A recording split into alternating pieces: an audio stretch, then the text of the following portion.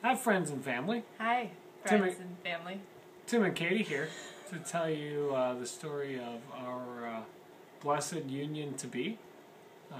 Bridegroom and bride here with you to share the story of our love. So it starts with the magic of Mr. Matchmaker, Dr. John Hurdy, in one extremely awkward and fateful afternoon, where he approached us with the comment, are you two dating yet? Which we both, through blushing faces, responded, no, actually we're just friends. Which was true. His response being, you just don't know it yet. Okay. Someday maybe when you're older, you'll be wise enough to know that you should be dating. So I feel like that needed to be said. Augie, thank you. He loves that part of the story. So let's fast forward a little bit to the real beginning, which will play an important part again later in the story. So I was an RA in seminary at the time, and Katie said that she wanted to come over to do some homework because I had a quiet building. I really did want to do homework. Yeah. So the homework she was doing, I offered my laptop to her. She refused, didn't need it for whatever, I don't know what kind of homework you need to do in college that doesn't need a laptop. It was an English major. So reading. This English major started writing on lined paper, 6 pages. Then handed me the paper and said, okay, I'm done with my homework, I need to go, and left. So here I am now in the dorm room by myself to read the paper.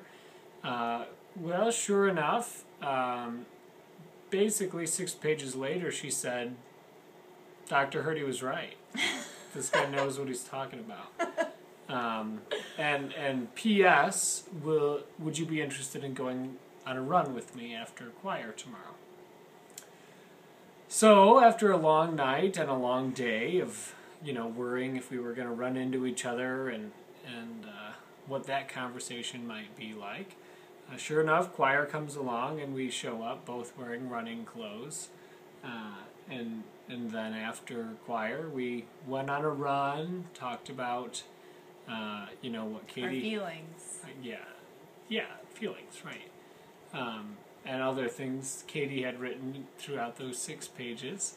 And thus begins, our relationship, our dating relationship, and love in that way.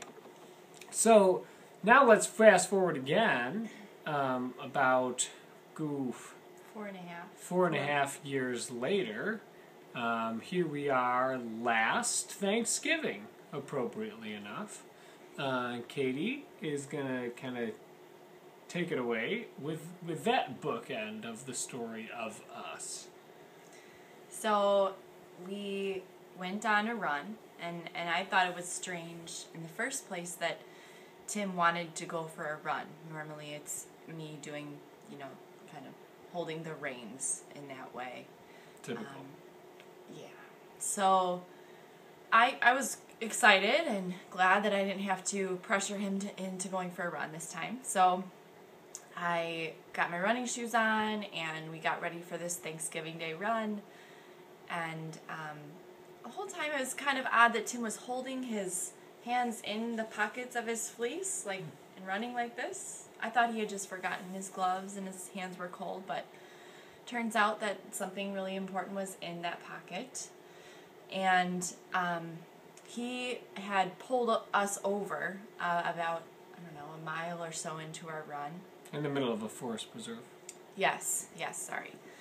And I thought that he just needed to use a tree. I thought that he needed to do that. So, and it turns out that you did need to use a tree. Yeah, badly. Yeah.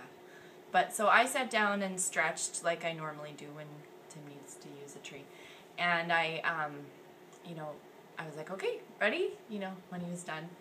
And he was like, actually, are you ready for your Thanksgiving letter?